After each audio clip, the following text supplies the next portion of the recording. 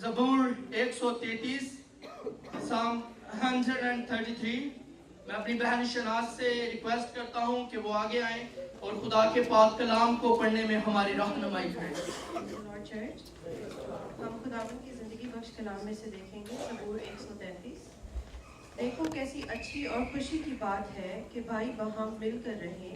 ये उस बेशकीमत तेल की मानिंद है जो सर पर लगाया गया और बहता हुआ दाढ़ी पर यानी हारून की दाढ़ी पर आ गया, बल्कि उसके पिराहिन के दामन तक जा पहुंचा।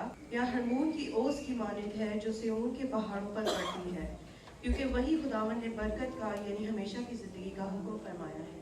पाक कलाम के पढ़े और सुने जाने पर खुदावन की बरकत।